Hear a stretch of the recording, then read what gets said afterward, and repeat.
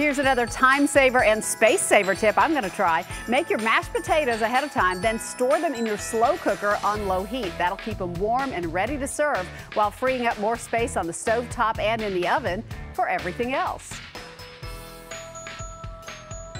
Tammy Algood has a new idea for potatoes to share in just a minute. First, though, we're going to make a side dish salad that I think you're really going to want to try. It's Brussels sprout slaw. That sounds interesting. I know. It's one you can make ahead because you got plenty of stuff to do the day of. So this is a good do-ahead recipe. Oh, gosh, that is pretty, too. Okay, so what we're going to do, Meryl, you're going to do the dressing. Okay.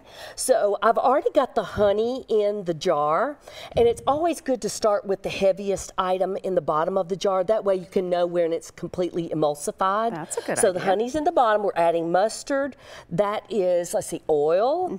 And then we're adding some mayonnaise, 3 tablespoons, or 6 tablespoons, I believe, of mayonnaise, because you've got to have a nice dressing for that. Yeah.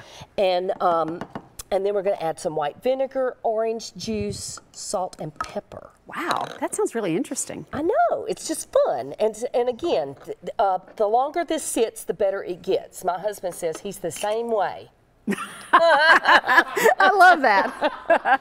There's people in this studio that are going to use that line. Okay, so Brussels sprouts are basically little Barbie cabbages. Aren't they cute? I know. So all you're going to do is trim the bottom of them and then slice them in half and put them in your food processor. Okay. Okay? If you've got a mandolin, great. But a food processor does great. You just want to pulse it so that you've got it in nice, see, it doesn't take but a second to do it.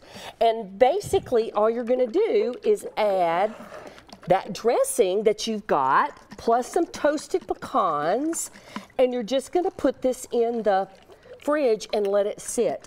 How easy is that? Yeah, no It's kidding. just so wonderful. And of course I'm working backwards, so I can't get my thing open. Here we go.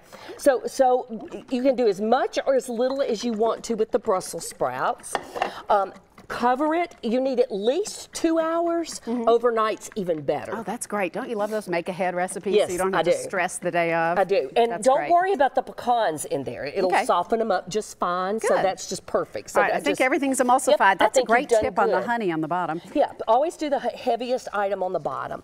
And so we're just going to pour it over the top, stir, cover it, and put it in the fridge. How easy is that? What if we added bacon to this? Excellent.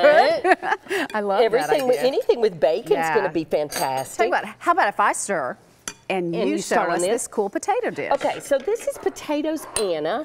Let me get all these things out of the way. And basically all you're going to do is, it's butter, salt, pepper, potatoes. How easy is that? Okay, so all you're going to do is slice your potatoes, and you need russets for this, okay? All right, and you're just gonna layer them in the bottom of a baking dish. Sometimes I do this in cast iron.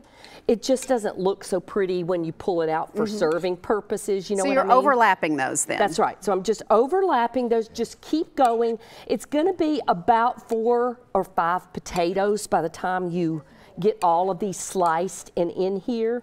And then basically, Meryl, you're just going to keep making a circle.